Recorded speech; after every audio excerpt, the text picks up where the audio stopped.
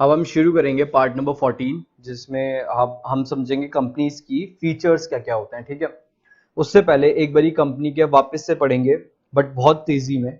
A company is an association of किसका person form for carrying out business activities and has legal status independent of its member. ठीक है, a company can be desired as an artificial person having a separate legal entity. ये क्या है अभी इस वाले part में आने वाला है। परपेचुअल सक्सेशन हम वापस से पढ़ेंगे, कॉमन सील हम वापस से पढ़ेंगे। The company form of organization is governed by the Companies Act 2013 as per section 2 subsection 20 of the Companies Act 2013. A company means company incorporated under this act, मतलब 2013 वाले के अंदर या फिर इससे पहले कभी भी कोई कंपनी बनी होगी, इनकॉर्पोरेट हुई होगी, वो सारी कंपनीज होती है। यहाँ पे मैंने आपको समझाया कि शेयर होल्डर क्या होते हैं, आपको पता है जो शेयर्स को एक्वायर करते हैं। ओनर्स वो शेयर होल्डर्स ओनर्स भी होते हैं, लेकिन बिजनेस को कंपनी को चलाता कौन है, बोर्ड ऑफ डायरेक्टर, जो कौन इलेक्ट करता है, share holder. The owners exercise an indirect control over the business, इसका कंट्रोल तो होता है बट इनडायरेक्ट होता है। The capital of the company is divided into smaller parts called shares, जो मैंने आपको दिखाई, ये शेयर्स यहाँ पे मैंने दिखा दिए। Can be transferred freely from one share holder to another person except in a private company. यहां तक तो कोई प्रॉब्लम नहीं थी, प्रॉब्लम आगे भी नहीं होगी। Features of joint stock company, पहला फीचर पढ़ेंगे आराम आराम से। Artificial person, a company is a creation of law. ये ह्यूमन नहीं है, ये आर्टिफिशियल पर्सन है, हमारी तरह नेचुरल नहीं है। ठीक है, a company is a creation of law, law ने इसको बनाया है। And exist independence of its member, और ये अपने मेंबर से अलग है। लाइक नेचुरल पर्सन, जैसे हम एक नेचुरल पर्सन है। ठीक है, a company can own property, company के नाम पे एक प्रॉपर्टी हो सकती है।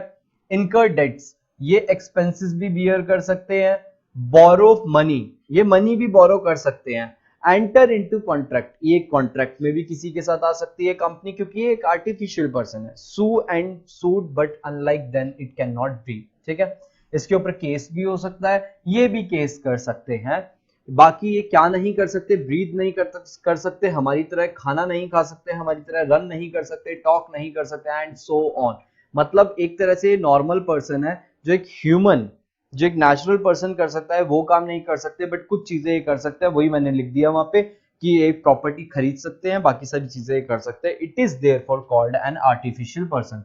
पर्सन तो है, आधे काम कर सकते हैं, लेकिन ये इसलिए इनको बोला जाता है आर्टिफिशियल पर्सन। दूसरा, separate legal entity from the day of its incorporation, मतलब जिस दिन वो रजिस्टर हो जाती है।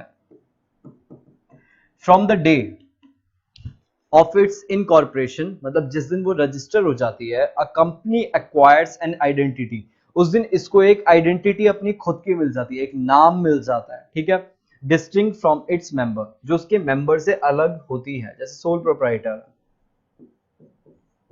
सोल प्रोप्राइटर के केस में मेरी शॉप है तो वो मुझसे कनेक्टेड है, मेरी ही है वो। ठीक है, मैं अपनी शॉप के नाम पे कोई सामान नहीं खरीद सकता, वो मेरे नाम पे सामान खरीदा जाएगा। But in case of company आप शॉप के नाम पे सारी चीजें कर सकते हो, क्योंकि वो अब एक रजिस्टर्ड हो चुकी है। अ कंपनी एक्वायर आइडेंटिटी हो गया distinct from its member. It's asset and liabilities, अब ये क्या, ये अकाउंट्स है पूरे। ठीक है, अब ये आपको समझनी वहीं से पड़ेगी, क्योंकि वहां पे मैंने अकाउंट्स में अच्छे से समझाया, असेट्स क्या, लायबिलिटीज क्या, अकाउंटिंग पूरी हम कंप्लीट ऑलरेडी कर भी चुके हैं। ठीक है, its asset and liabilities are separate from those of its owner. इसके पास कोई भी असेट है या इसके ऊपर कोई भी लायबिलिटी है, वो हमारे ओनर से अलग है। हम ये नहीं बोल सकते कि ये आपकी कंपनी है तो एक काम करो, कंपनी को पैसा पे करना है तो आप पे कर दो, ऐसा नहीं हो सकता। The law does not The law does not recognize the business and owners to be one and the same। मतलब ये है, अगर मैं ये बोलूं कि मेरे नाम पे कार है और उसकी कोई इंस्टॉलमेंट पे करनी है तो वो कंपनी पे कर दे, ऐसा नहीं हो सकता। या फिर कंपनी के नाम पे एक कार है, इंस्टॉलमेंट मैं पे कर दूं पर्सनली, वो भी पॉसिबल नहीं है। पॉसिबल तब है वो ये माना जाएगा कि कंपनी ने मेरे से उधार लिया है, ऐसा माना जाएगा। तो समझ आ गया कि ये सेपरेट लीगल एंटिटी का कॉन्सेप्ट क्या होता है। नेक्स्ट आ जाओ, formation. The formation of a company is a time consuming, ये इसका एक तरह से मैं अभी से देख पा रहा हूं, ये एक इसका लिमिटेशन बनता जा रहा है। The formation of a company is a time consuming, company बनाने में बहुत टाइम लगता है, एक्सपेंसिव ये ज्यादा होता है, एक्सपेंसिव एंड कॉम्प्लिकेटेड प्रोसेस, ये कॉम्प्लिकेटेड भी है, शेयर होल्डर ढूंढो, उनको शेयर बेचो, ये करो वो करो, बहुत ड्रामा होता है, ठीक है। इसीलिए it is a time consuming, expensive and complicated process, it involve the preparation of several documents, बहुत सारे डॉक्यूमेंट्स लगते हैं, एओए लगेगा, आर्टिकल्स ऑफ एसोसिएशन बोलते हैं, एमओए लगेगा, मेमोरेंडम ऑफ एसोसिएशन, ठीक है। तो बहुत सारे पेपर्स लगते हैं, बहुत सारे डॉक्यूमेंट्स लगते हैं, and compliances with several legal requirements before it can start functioning, मतलब इसको फंक्शन करने से पहले बहुत ड्रामे होते हैं, टाइम कंज्यूमिंग भी है, एक्सपेंसिव भी है, फॉर्मेशन इसकी बहुत ज्यादा कॉम्प्लिकेटेड है, ठीक है। इसके बाद आते हैं परपेचुअल सक्सेशन, ये मैंने आपको बताया था कि कुछ भी हो जाए कंपनी बंद कभी नहीं होती, a company being a creation of the law, ये लॉ ने बनाया है, creation of the law, law की नजर में कंपनी एक बनी है तो मिटेगी भी लॉ के थ्रू ही, can be brought to an end only by law, अगर मैं कह रहा हूं पूरी कंपनी के सारे मेंबर भी खत्म हो जाते हैं स्टिल कंपनी जिंदा रहेगी, क्योंकि कंपनी क्या वो है, डिस्टिंक्ट है किससे, मेंबर से, सेपरेट है ना अपने मेंबर से, तो इसीलिए it will only cease to exist when a specific procedure for its closure called winding up, मैंने कहा था ना वाइंडिंग अप बोला जाता है, एक स्पेशल प्रोसीजर आपको फॉलो करना पड़ेगा वाइंडिंग अप का, इज कंप्लीटेड, ठीक है। Members may come and members may go but the company continues to exist, मतलब मेंबर्स आ सकते हैं, शेयर होल्डर नए बन सकते हैं, बेच के शेयर जा सकते हैं, बोर्ड ऑफ डायरेक्टर चेंज हो सकता है, बोर्ड ऑफ डायरेक्टर की डेथ हो सकती है, मेंबर्स की डेथ हो सकती है, कुछ भी हो सकता है, बट कंपनी हमेशा चलती रहेगी, कंपनी की तो डेथ नहीं हो सकती ना, कंपनी की डेथ नहीं हो सकती बस, तो कंपनी हमेशा चलती रहेगी, इसका नाम क्या होता है, परपेचुअल सक्सेशन। क्वेश्चन बहुत ज्यादा आएगा, ठीक है, कंट्रोल नहीं पूछेंगे वो, लाइबिलिटी नहीं पूछेंगे वो, और ज्यादा चीजें नहीं पूछेंगे वो, लेकिन एग्जाम में ये जरूर पूछेंगे what do you mean by perpetual succession, क्योंकि यहाँ पे आप हेडिंग से सोच के कुछ भी लिख ही नहीं सकते जब तक आपको पता नहीं होगा, ठीक है। फिर आता है control, the management and control of the affairs of the company is undertaken by the board of directors, ठीक है, सिंपल सी बात है, ये मैं ऑलरेडी समझा चुका हूं कि कंट्रोल और मैनेजमेंट का, और मैनेजमेंट कौन चलाता है और कंट्रोल कौन करता है, बोर्ड ऑफ डायरेक्टर्स, ये किसने इलेक्ट किए होते हैं, शेयर होल्डर ने इलेक्ट किए होते हैं, which appoint the top management officials for running the business. The shareholders, however, do not have the right to be involved in the day-to-day running of the business. ये involve नहीं होते और हो भी नहीं सकते सारे शेयर होल्डर, क्योंकि एक ही दिन आके डे टू डे एक्टिविटीज में वो करने लग गए, इंटरफेयर करने लग गए, तो प्रॉब्लम ज्यादा होगी, कोई भी एक सॉल्यूशन पे कभी पहुंच ही नहीं पाएंगे, ठीक है। तो इसलिए लिखा है the share holder however do not have the right to be involve in the day to day running of the business, इसीलिए इनको क्या करना पड़ता है, बोर्ड ऑफ डायरेक्टर्स को अपॉइंट करना पड़ता है, ये लोग करेंगे डे टू डे बिजनेस, ठीक है। इसके बाद liability, the liability of the member is too limited to the extent of the capital contributed by them, इसमें कैपिटल क्या होती है, सॉरी लाइबिलिटी क्या होती है, लिमिटेड, मतलब पर्सनल असेट नहीं बिकेंगे, ठीक है। The creditors can use only the asset of the company to settle their claim since it is the company and not the member that owes the debt, ठीक है, सिंपल सी चीज है, company के ऊपर अगर केस हो गया या कंपनी अगर डेट पे नहीं कर पा रही तो कंपनी के एसेट बेचो, कोई शेयर होल्डर के घर आके उनके एसेट को हाथ भी नहीं लगाएगा, ठीक है। तो लाइबिलिटी क्या हो गई इस केस में, लिमिटेड हो गई है। नेक्स्ट पॉइंट आता है कॉमन सील, कॉमन सील का मतलब क्या हो गया, मान लो आपको पता है एक चेक इश्यू होता है, चेक देखा होगा, चेक इश्यू के वक्त साइन किए जाते हैं, साइन किए जाते हैं, किसके साइन किए जाते हैं, जो चेक इश्यू कर रहा होता है, ठीक है। सेम चीज कंपनी है, कंपनी के नाम पे अपने बैंक अकाउंट खुद के होते हैं, कंपनी के बैंक अकाउंट है, कंपनी ने चेक इश्यू किया, अब साइन किसको करना चाहिए, कंपनी को, साइन किसको करना चाहिए, कंपनी को, कंपनी कैसे साइन करेगी, कंपनी कोई नेचुरल पर्सन तो है नहीं, वो आर्टिफिशियल पर्सन है, तो कंपनी के साइन की जगह हम उसका स्टैंप यूज करेंगे, उसका हम स्टैंप यूज करते हैं जिसको हम क्या बोलते हैं, कॉमन सील, ठीक है। अब पढ़ेंगे the company being an artificial person can not sign its name by itself, ये खुद से साइन तो नहीं कर सकती कंपनी।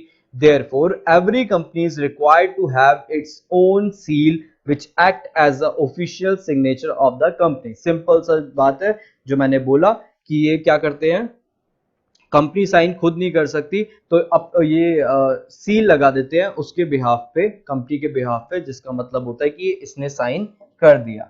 अब लास्ट पॉइंट आता है फीचर का, risk bearing. Risk bearing, the risk of losses in a company is borne by all the share holders. मालिक कौन है, ओनर्स कौन है, शेयर होल्डर्स। एक बात सोचो,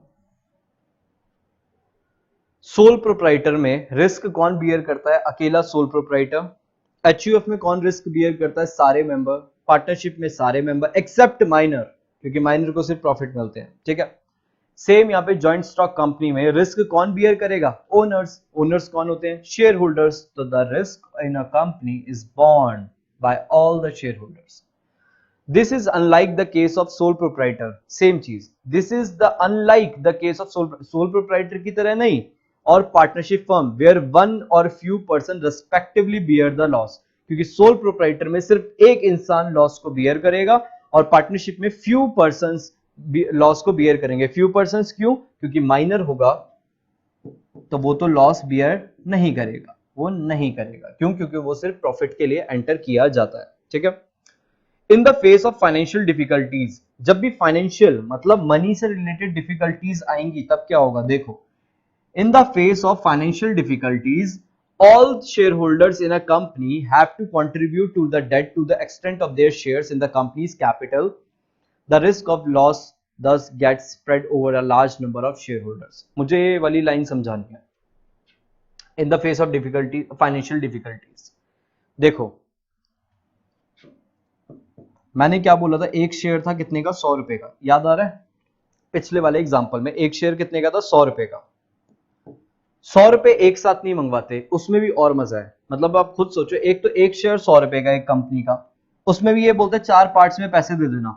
इसके नाम होते हैं, पहले का एप्लीकेशन बोलते हैं, दूसरे को अलॉटमेंट बोलते हैं, तीसरे को फर्स्ट कॉल, फाइनल कॉल, ऐसे ऐसे करके इनके नाम होते हैं। नाम के ऊपर मत जाओ, 12th में पढ़ा दूंगा, ठीक है। अभी बस इतना याद रखो कि फर्स्ट जो इंस्टॉलमेंट जा रही है और सेकंड जा रही है और थर्ड जा रही है और फोर्थ जा रही है, और ऐसा रियल में होता है।